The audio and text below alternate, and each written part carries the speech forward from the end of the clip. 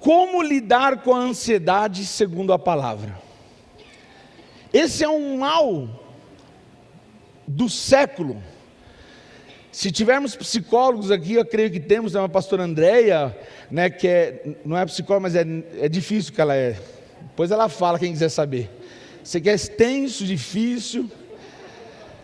Se precisar, manda um zap pro Ricardinho, ele põe no telão ali. Neuropsicopedagoga. Aí, viu? Ó. E eu fiquei treinando, hein? Brincadeira. E se tiver psicólogos aqui, sabe o que eu estou falando. Eu não sou psicólogo, mas a gente percebe que a ansiedade, ela não é algo que iniciou-se nesse tempo ou nesse século. Mas a Bíblia já relatava algo sobre isso. Você quer ver uma coisa? Bom, antes disso, eu queria só falar uma coisinha, antes de ler Mateus 6.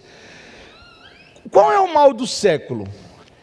A depressão é o mal do século? A gente vê muitos casos de depressão. E às vezes as pessoas subestimam a depressão, ou lidam com a depressão do próximo, como se fosse, me perdoe o que eu vou falar agora, até como uma frescura. Não, levanta, bora trabalhar que isso passa. É buscar o que fazer. Eu sei que nunca ninguém pensou isso. Mas nós sabemos que a depressão, quando ela atinge alguém, ela é profundo. E sabemos que existem pessoas capacitadas por Deus, que têm técnicas, tratamentos, que tratam com essa questão de depressão. A depressão sim é uma enfermidade que tem realmente atingido muitas pessoas. E é uma maneira que o diabo tem de alguma forma atingido pessoas, tem destruído lares através dessa enfermidade da depressão. Não há dúvida, né, como eu disse, que a depressão ela tem abarcado um número assombroso de pessoas na sociedade moderna. Mas de acordo com a Organização Mundial de Saúde, 1,4 bilhões de pessoas, cedo ou tarde, vão desenvolver o último estágio da dor humana, que corresponde a 20% do planeta. Isso aqui foi um estudo de um livro que eu li, do Augusto Cury, que chama SPA, Síndrome de Pensamento Acelerado.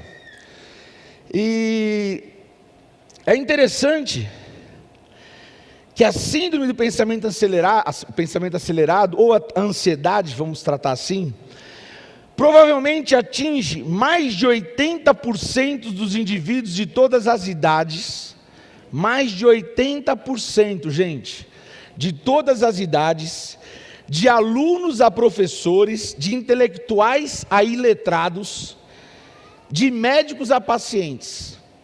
Essa síndrome de pensamento acelerado tem atingido quase a totalidade da população mundial. E o assunto ele é sério, porque ele também entrou dentro das igrejas. Só que isso não é uma novidade. O que acontece, ele tem se agravado muito mais. A cada dia que se passa, a cada ano que passamos, ele está se agravando.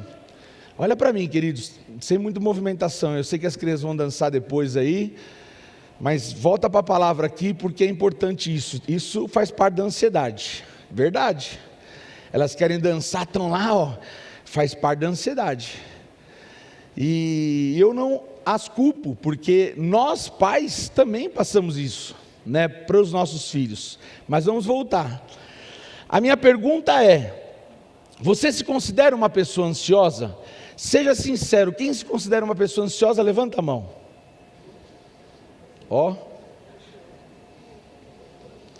Se não a totalidade, 90% da igreja se considera uma pessoa ansiosa. A ansiedade tem sido um mal que tem afetado a maioria das pessoas. Vivemos num mundo imediatista, onde queremos tudo na hora. Não é assim com você, né? Ninguém é assim. iFood. Estava marcado 30 minutos. 30 minutos é 30 minutos, amigão. Se você não vier, eu estou indo buscar aí. Eu vou quebrar a tua cara se você não mandar. Misericórdia ou não é assim? Pensa que eu não sei. Então, sabe, gente, isso é resultado dos tempos que nós estamos vivendo. E o negócio está pegando, e é sério. Sabe, não temos paciência para esperar uma bênção, não temos paciência, nem com Deus. Ó Deus, o negócio é o seguinte, se o Senhor não me abençoar, hoje é o último culto que eu vou também, não vou mais, hein? Ah, pastor, não é assim. Ah, irmão, para cima de mim?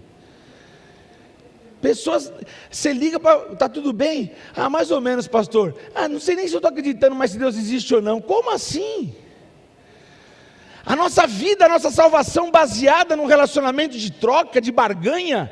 Me abençoa que eu vou, me abençoa que eu dou.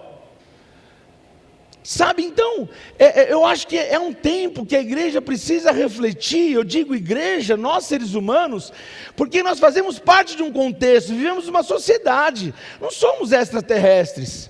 Por mais que a Bíblia diz que somos embaixadores de Cristo, mas nós estamos permitindo que tudo isso que no mundo nós vivemos, porque trabalhamos numa sociedade, estudamos, fazemos curso, vivemos num ambiente de trânsito e etc., vivemos uma loucura diária, isso nós temos trazido para dentro das nossas vidas, e isso tem para dentro das igrejas também. Eu sei, e Gilson, não pense que você vai se livrar aqui mesmo. Eu com os meninos aqui, eu pego no pé dos meninos, já fez o lançamento, já fez aquilo lá, já mandou, já não sei o quê.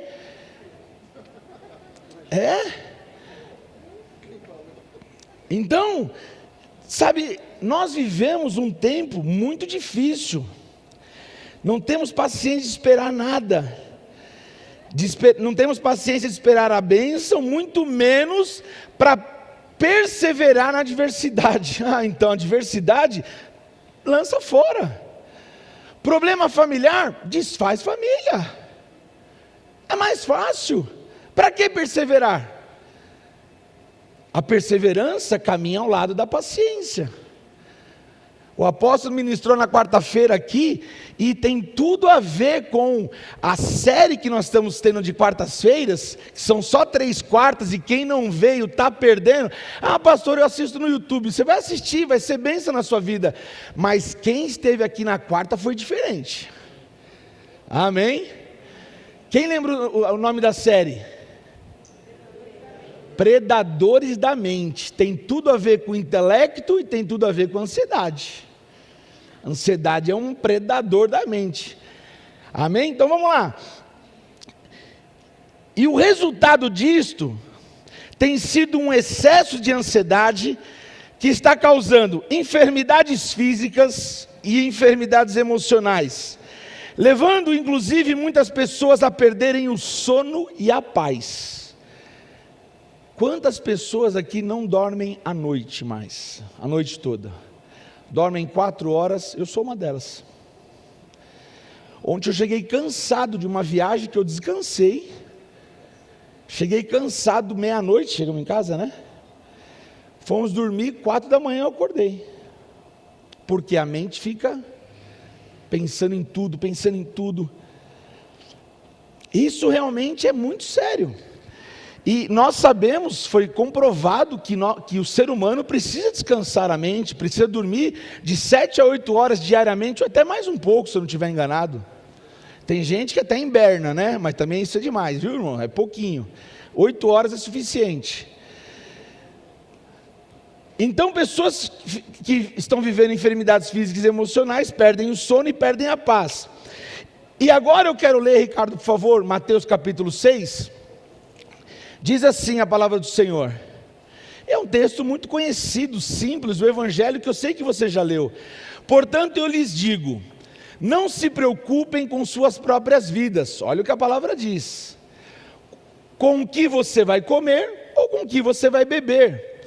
Nem com os seus próprios corpos, quanto ao que você vai vestir. Não é a vida mais importante do que a comida?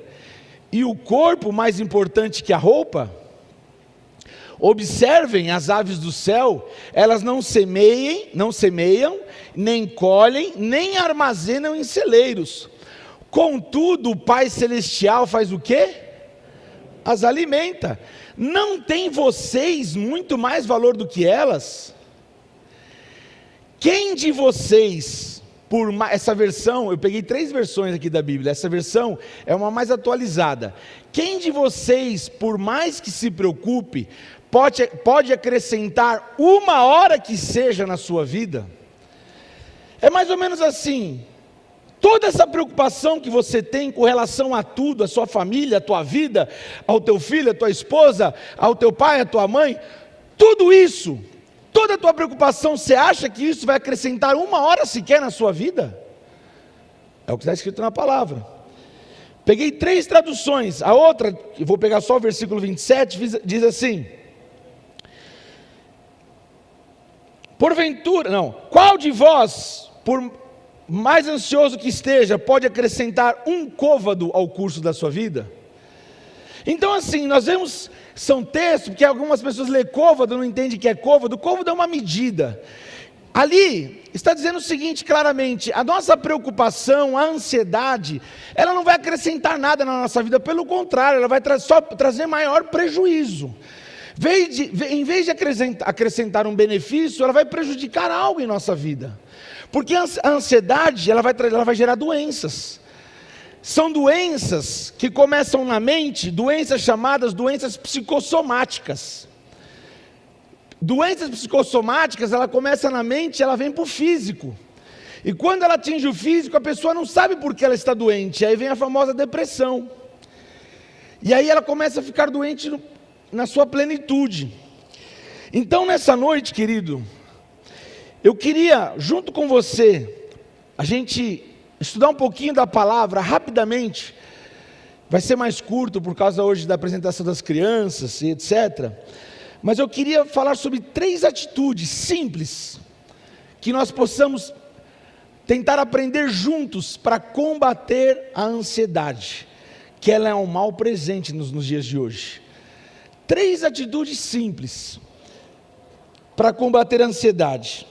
E eu queria ler um texto, a primeira atitude, aliás, que está, deixa eu deixar aqui para acompanhar com o Ricardo ali.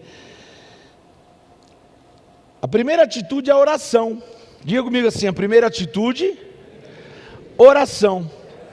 Aí você pode falar assim: nossa pastor, isso é muito religioso, não tem nada a ver com ansiedade. Tem, e vou te mostrar na palavra. Como eu te disse, a ansiedade, ela não é uma situação dos dias de hoje apenas. Hoje ela está muito agravada, mas a ansiedade já vivia. Paulo já escreveu carta à igreja de Filipe. Jesus já falava sobre a ansiedade no coração do homem, ali no subtítulo está solicitude sobre a vida. Porque as pessoas ficavam preocupadas com o que comer, com o que beber. Até mesmo os discípulos, você lembra quando Jesus parava para dar os seus sermões?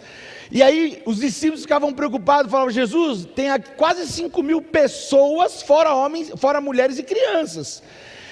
E os mercadinhos vão fechar, o McDonald's por causa da pandemia fecha 11 horas, então não vai ter o que eles comerem.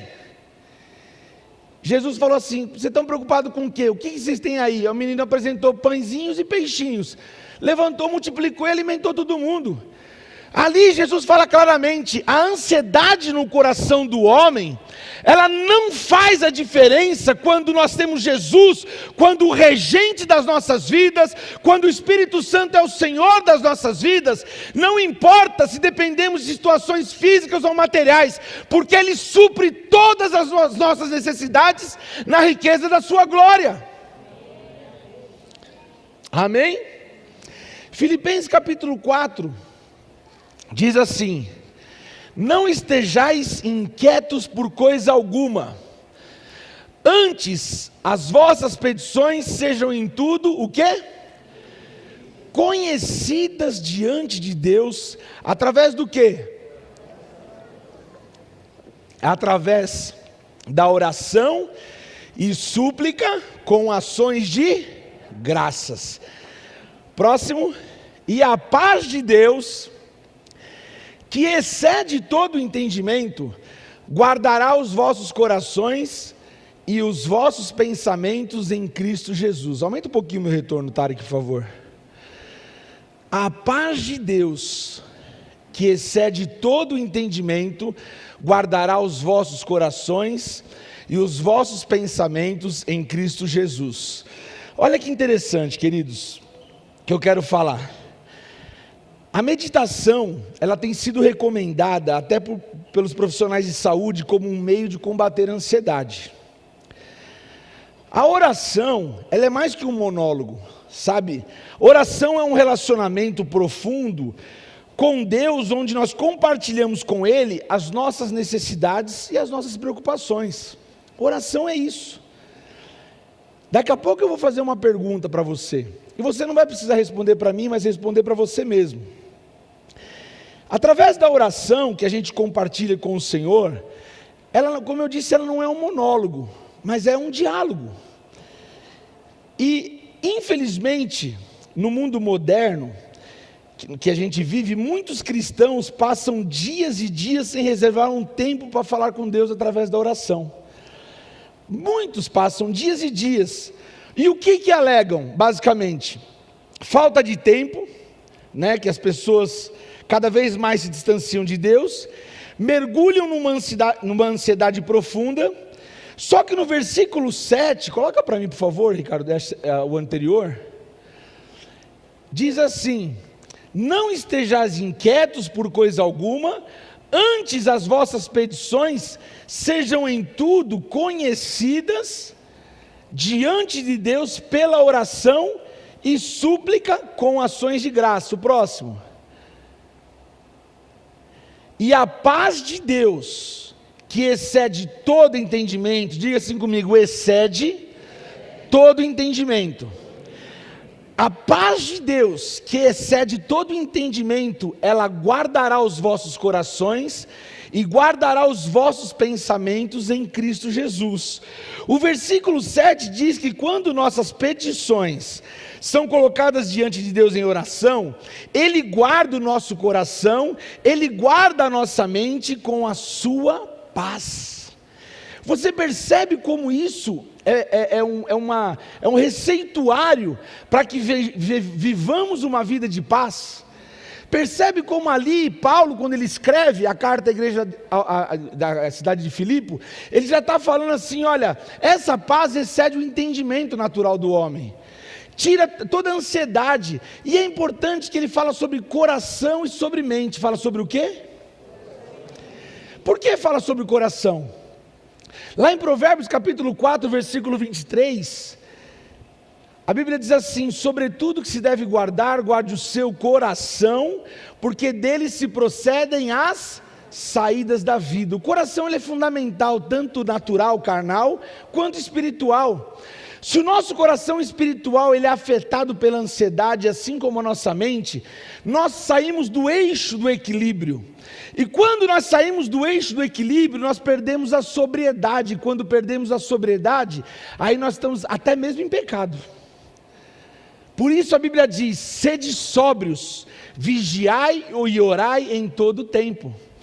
Você percebe como a palavra de Deus ela tem um vasto ensinamento para mim e para você, para que se nós viemos a aprender e praticar aquilo que aprendemos, vou falar já sobre isso, isso pode mudar toda a história da nossa vida, isso pode mudar o meu comportamento, pode mudar o seu comportamento.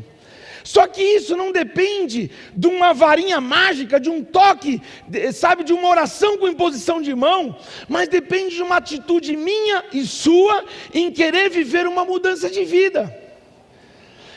Por exemplo, eu costumo sempre citar esse exemplo porque ele vai marcar. Pedro era um cara assim super apaixonado por Jesus. Pedro ele dizia claramente, né, Jesus, estou contigo e não abro. Mas negou Jesus 3 vezes, sim ou não? Na mesma noite. Quando os guardas chegaram para pegar Jesus, os romanos chegaram, e um deles lá, num certo momento da confusão, caiu. O que Pedro fez? Sacou a espada e cortou a orelha de Malco. Jesus no mesmo momento catou a orelha do cara no chão, deu uma cuspidinha, não deu não, brincadeira. Catou a orelha do cara, colocou de volta e repreendeu Pedro: guarda sua espada. Naquele momento ele fez isso. Eu te pergunto agora, Jesus não poderia falar: Pedro, essas suas atitudes já estão me cansando já. eu agradeço, né? A sua demonstração de fidelidade. Mas faz o seguinte, ajoelha aí que eu vou orar por você. Pai, no meu nome agora muda Pedro, que ele seja um homem de paz, que ele não mais tire a sua espada, mas que ele seja tranquilo, tal e tal. Jesus não poderia fazer isso? Sim ou não? Claro, é Jesus. Jesus fez isso. O que mudou a história da vida de Pedro? Foi quando ele teve um encontro com o Espírito Santo de Deus. E quando ele teve um encontro com o Espírito Santo de Deus, ele teve uma atitude de mudança de vida. E a Bíblia diz que na sua pregação quase 3.000 almas se entregaram para Jesus. Meu irmão, o que vai mudar a minha vida, o que vai mudar a sua vida não é a igreja. O que vai mudar a minha vida, o que vai mudar a sua vida não é louvores bonitos, não é uma iluminação bonita. O que vai mudar a minha vida, o que vai mudar a sua vida, não é uma oração com imposição de mãos, mas o que vai mudar a minha vida e mudar a sua vida, é viver essa palavra com sua convicção, e saber que o Espírito de Deus habita em mim e habita em você.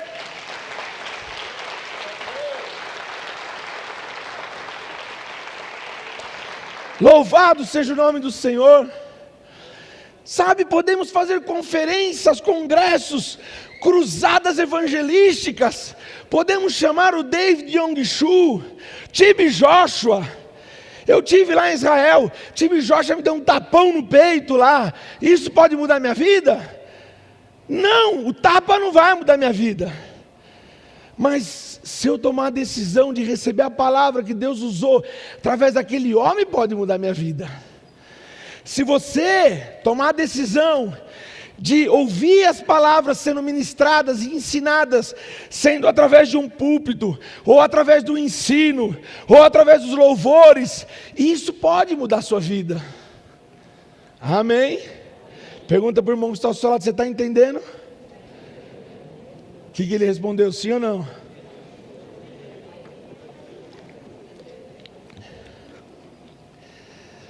Vamos lá. Mas antes de eu continuar, o versículo 7, ele diz que quando nós colocamos as nossas petições diante de Deus, o que é petição, doutor Alex? O que é petição?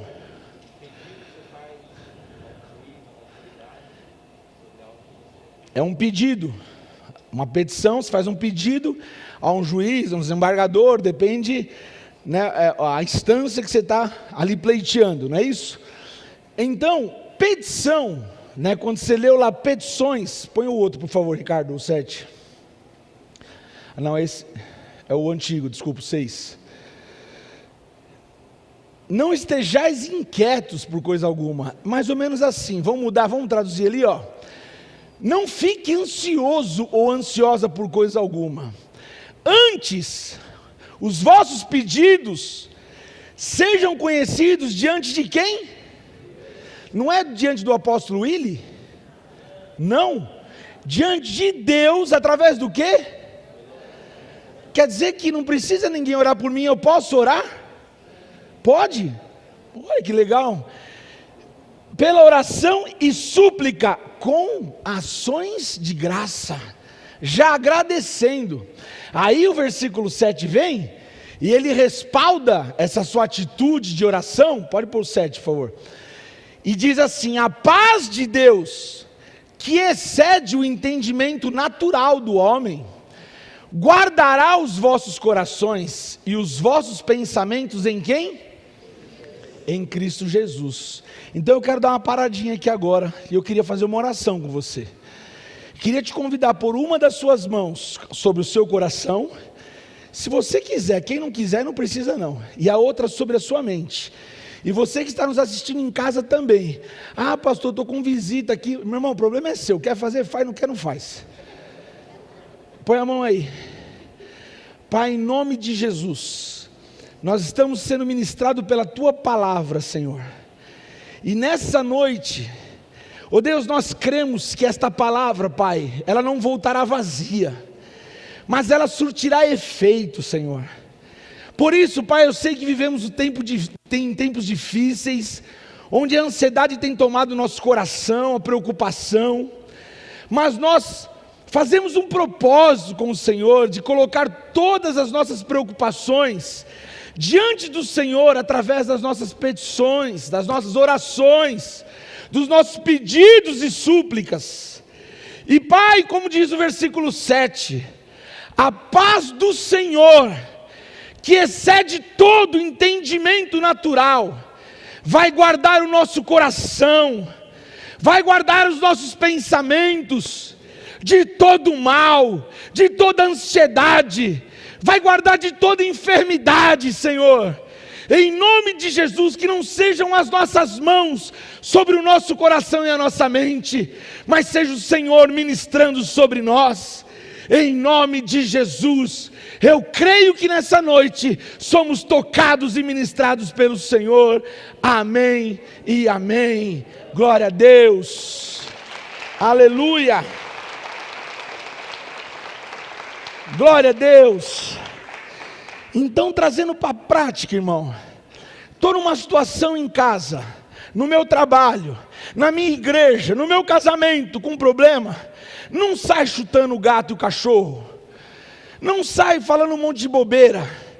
Mas, meu irmão, se você estiver naquela situação que não dá nem para orar, se cale, se acalme, e depois você vá e fale com Deus, só com Deus. Não fale com mais ninguém, com Deus. Apresente a Ele as suas orações, seus pedidos, suas súplicas com ações de graça. Sabe, meu irmão, e eu tenho certeza que a paz de Deus que excede o entendimento, ela vai entrar no seu coração e na sua mente, e tudo que estará sobre você, não vão ser pensamentos maquiavélicos, não vão ser sentimentos de amargura, mas o seu coração vai ser tomado pela presença do Espírito Santo de Deus, e você vai ver o mover de Deus, aquietando sua alma e seu espírito, em nome de Jesus. Aleluia, vamos fazer isso para você ver, faça uma experiência, e vocês vão ver quantos testemunhos vão ver acerca disso. Segundo, atitude que podemos tomar para combater a ansiedade: ocupar a mente com coisas boas. Isso eu sabia, pastor, eu assisto lá, Netflix, coisas boas. Não é nisso, meu irmão. Ocupar a mente com coisas boas. O versículo 8, pode colocar, nós estávamos lendo na sequência, diz assim: quanto ao mais, irmãos, tudo que é verdadeiro, diga comigo, verdadeiro. Meu irmão, o que é verdadeiro não é? Amém? O que é verdadeiro não é? Amém. Tudo que é verdadeiro, tudo que é honesto, tudo que é justo, tudo que é puro, tudo que é amável, tudo que é de boa fama, se há alguma virtude e se há algum louvor, nisso faz o quê? Está aí, ó. Ocupar a mente com coisas boas. Coisas boas. A pergunta é: o que tem ocupado a nossa mente? A pergunta que a gente solta hoje. A Bia é psicóloga também. E continue sendo tratado de psicólogo, irmão. Não estou querendo tirar o trabalho de ninguém aqui não, tá? O que tem ocupado nossa mente? Sabe uma coisa, que a nossa mente é um campo de batalha, é ou não é? Quarta-feira, predadores da mente, não falte. Nossa mente é um campo de batalha. Sabe aquele negócio assim? Eu não sei se eu vou ou não vou. Eu não sei se eu respondo ou não respondo. Estou com uma vontade de dar uma resposta pro Alex, que eu estou com uma vontade. Sabe aquele negócio assim? Vivi, você estava, né? Estou sentindo a tua risada agora aí, ó. Sabe aquela coisa assim? Estou com uma vontade. Isso é a batalha na nossa mente. Há um ditado, que eu sei que você conhece, que diz assim, que mente vazia é o quê? Está vendo como você sabe? Não precisava nem eu estar pregando aqui. Mente vazia é a oficina do diabo. Por outro lado, uma mente cheia de pensamentos maus é o quê? Eu falei que mente vazia é a oficina do diabo. E uma mente cheia de pensamentos maus é o quê? Sabe o que é? É uma edificação do diabo. Forte, hein?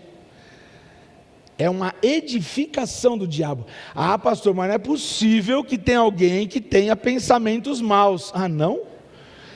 E vou ainda falar baixinho aqui, crente, hein? Crente. Sabe, querido, como pode? Enfim. O texto que nós lemos aqui nos ensina que nós temos que ocupar a nossa mente com tudo que é honesto, honestidade, tudo que é verdadeiro, não é falso, tudo que é de boa fama, tudo de louvor, tudo que provenha de Deus. Então tudo que provenha de Deus, não há malignidade nisso. Pastor, mas eu queria assim, alguma coisa que me ajudasse a pensar no que provém de Deus. Vai lá para Gálatas 5:22, você vai ver sobre fruto do Espírito. Então ali você vai ler, e leia bastante até se decorar, porque daí quando você sair daquela regrinha, você vê que tem coisa errada. Amém? Pergunta para o irmão do outro lado, fala, está entendendo? O que ele respondeu, sim ou não? Agora tem uma outra coisa aqui, para a gente terminar esse ponto. Infelizmente, gente, tem muito cristão que ocupa a sua mente com um programa sensacionalista. Infelizmente, não tenho nada contra a mídia. Nós temos nosso programa de televisão. Infelizmente, nós não podemos pagar um canal que tenha o maior número de acessos, mas eu posso te garantir que a nossa programação tenta produzir coisas boas, porque nós só ministramos palavra no programa. Ou é uma palavra ministrada por um dos pastores, são louvores, e é o programa Papo Reto, que a gente sempre tem algum assunto que edifica a vida da pessoa. Mas tem gente que gosta de ficar naqueles telejornais sensacionalistas, né? Um exemplo, não vou entrar no mérito, nem quero que você nem olhe, nem mexa a sua sobrancelha agora. Trava ela aí. Quando aconteceu aquele fato daquela menina de 10 anos que foi estuprada pelo tio, que alguns crentes começaram a entrar em redes sociais e começou uma discussão sobre aborta ou não aborta. Gente, já deu para entender, já, né, o meu gente? E aí afeta o coração, a pessoa começa a ter, eu concordo plenamente, sabe, a situação é uma tragédia, uma situação triste, mas nós, eu cito, né, vou citar novamente, e isso para mim não é fácil também citar, é a mesma coisa quando minha mãe foi assassinada na porta da igreja. A minha vontade era matar o cara, e se alguém me condenasse, eu falava que é porque não foi você. Vem você no meu lugar e você ia ver o sentimento que você ia ter. Mas depois, o Espírito Santo curou meu coração com relação a isso. Porque se eu não conseguisse estar curado, eu não subiria aqui para pregar um evangelho. Porque para mim pregar o evangelho do perdão, eu tenho que ter perdoado. E eu não perdoei para me pregar, porque eu não faria questão de estar aqui para pregar. Porque no início eu queria matar. Então é uma coisa assim, eu entendo que no momento que a gente vivencia algum problema, é um momento do trauma, do choque. Mas às vezes nós estamos de fora, nós temos que ter o equilíbrio. Sabe, eu não quero entrar nesse mérito, mas só estou te mostrando que às vezes a gente se alimenta com uma coisa, e a gente começa a ter raiva de tudo. Imagine se Jesus, quando ele estava na cruz, ele olhava para todo mundo, quando muitos estavam lá embaixo gritando crucifica-o, crucifica-o, e eram aqueles que ele estava morrendo para dar vida para aqueles caras. Jesus podia falar, Deus, chega, acaba com tudo e deixa esse povo para lá, me tira daqui. Sim ou não? Mas o amor dele foi maior que os nossos pecados. O amor dele superou os nossos pecados, e pelo seu amor nós fomos salvos, a graça dele nos alcançou, e por isso estamos aqui. E nós não somos juízes para julgar ninguém, seja a circunstância que for, porque não existe pecadinho e pecadão. É igual aquela história de quando Jesus estava lá, ajoelhado na terra escrevendo, trouxeram aquela mulher que foi pega num ato de adultério, e a lei de Moisés dizia que quando tivesse alguém pego num ato de adultério, aquela morreria através de pedradas, era apedrejada até a morte. Você conhece a história? E aí os fariseus, os senhores da lei, chegaram, falaram: Jesus, a lei de Moisés diz isso, e aqui está essa mulher, foi pega num ato de adultério, o que o Senhor diz com relação a isso? Jesus, na maior sabedoria, eu estava estudando sobre isso essa semana, e na maior sabedoria, Jesus, ele só disse: quem não tiver pecado, atire a primeira pedra. Então, antes de você falar de alguém, primeiro veja se você não tem pecado. Porque se você tiver, ou se eu tiver, é melhor eu me calar. E olhar e cuidar dos meus, resolver os meus, que são muitos já. Amém? Tá tudo bem aí, querido? Agora eu vou falar igual o apóstolo fala, que vocês continuam me amando? Amém, vamos lá, vou continuar aqui para terminar. Terceira atitude, versículo 9, praticar a palavra. Põe para mim o texto, por favor. Paulo diz assim: o que também aprendestes e recebestes e ouvistes e vistes em mim. Olha como Paulo, ele fica até redundante, parece, né? Ele fala assim: o que você aprendeu, o que você recebeu, o que você ouviu, o que você viu em mim. Ele falava assim: eu não estou falando faça o que eu falo, mas faça o que eu faço, o que eu ensinei, o que você ouviu, o que você está vendo eu fazer. Ele falou: faça. Ele fala: isso fazei, e o Deus de paz será convosco. Olha só, em Tiago capítulo 1, eu não passei por Ricardo, no versículo 23 e 24 diz assim: aquele que ouve a palavra, mas não a põe em prática, é semelhante a um homem que olha sua face num espelho, e depois de olhar para si mesmo, sai e logo esquece a sua aparência. Olha só, aquele que ouve, mas não põe em prática, é mais ou menos assim. O que isso quer dizer, pastor? Hoje estamos aprendendo sobre ansiedade, estamos conversando sobre ansiedade, alguns segredos para nos ajudar a não nos tornarmos ansiosos. Mas se eu ouvir a palavra e não colocar em prática a oração e tudo mais que foi falado aqui, é como se eu olho num espelho, eu me vire e logo esqueci daquela imagem que eu vi. É o que Tiago fala. Nós precisamos assumir o desafio de praticar os ensinamentos bíblicos que temos aprendido. Esse é um desafio. O desafio não é você ser um frequentador de uma igreja. O desafio não é você ser um membro de banco, que eu já falei que membro de banco é cola e parafuso. O desafio não é esse. O desafio é praticar aquilo que aprendemos. Se eu aprendi que eu não posso falar mal de alguém, eu tenho que praticar e não falar mal de alguém. Amém? Pastor, mas não é falar mal. Quando eu fui falar para a pastora Janete, da pastora Odete, eu só fui pedir oração. Deixa de ser cara de pau. Ora você, meu irmão. Então, são situações que a gente tem que parar de arrumar justificativas e colocar em prática o que nós aprendemos no decorrer de anos. Porque nós temos aqui novos convertidos, pessoas que nasceram em Cristo com menos de 1 ano, temos pessoas com mais de 5 anos, pessoas com mais de 10 anos, pessoas com mais de 20, 30, 40 anos de vida cristã, e parece que nada mudou.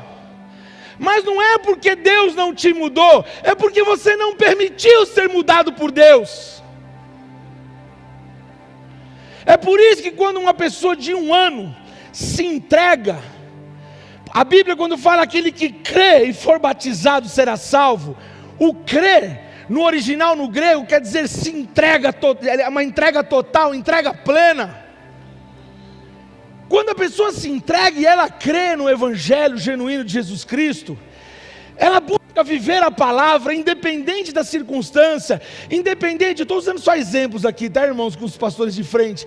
Se a pastora Odete vier falar de mim ou não, eu vou continuar amando a vida dela, porque eu não tenho nada para falar contra ela, e assim sucessivamente. O que eu preciso é usar da mesma misericórdia que Deus usou com a minha vida. Mas nós precisamos praticar aquilo que aprendemos. Esse é o desafio. Peça para o Espírito Santo nessa noite te ajudar a colocar em prática o que você tem aprendido na palavra de Deus. Teve um dia, eu estava ainda ajudando na igreja de um amigo meu, eu e a Dani, e eu pedi para ele fazer um desafio. E se você topar, eu topo fazer esse desafio aqui hoje. E entra quem quiser, com a permissão do apóstolo. Tenta ficar uma semana sem reclamar da vida e sem falar de ninguém. Quem topa? Levanta a mão. Só quem topa. Não levanta a mão porque depois você não consegue. Levanta só quem topa. Uma semana.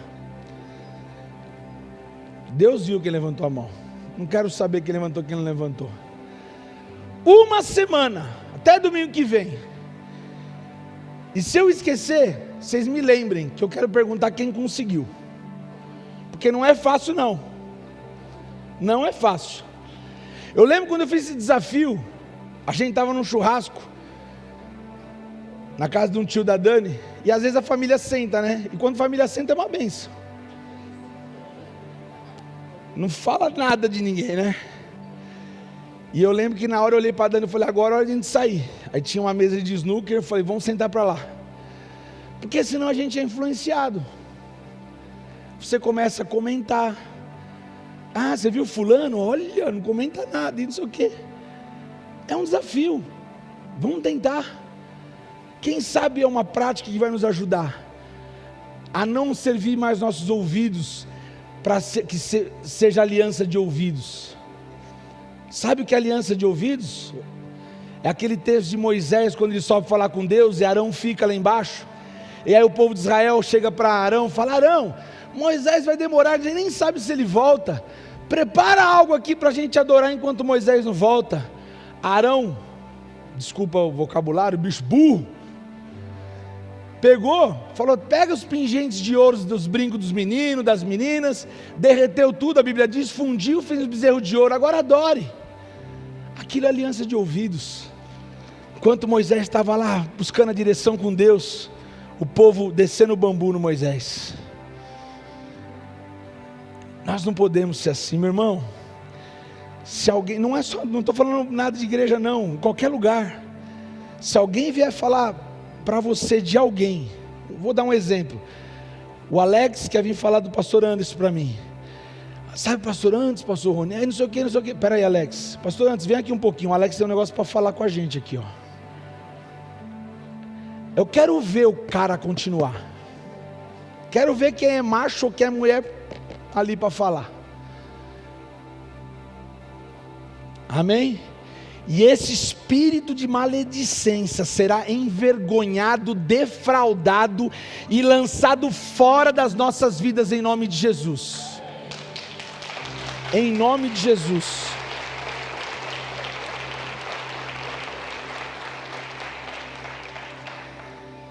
E para encerrar, eu coloquei um texto, versículo 10 de 46 de Salmo, que o Senhor diz assim nessa noite para você que tem andado ansioso com alguma situação da tua vida: aquietai-vos e sabei que eu sou Deus. Quieta o teu coração. Se você tem sofrido com algum excesso de ansiedade, Deus te convida para começar a colocar esta palavra em prática. Deus te convida a ter uma vida de oração, a ocupar a mente com coisas boas. Praticar a palavra vai te ajudar a ser uma pessoa livre da ansiedade. E no mais, diz o Senhor, aquietai-vos, eu sou Deus. No mais, fica tranquilo, só pratica, deixa o resto comigo.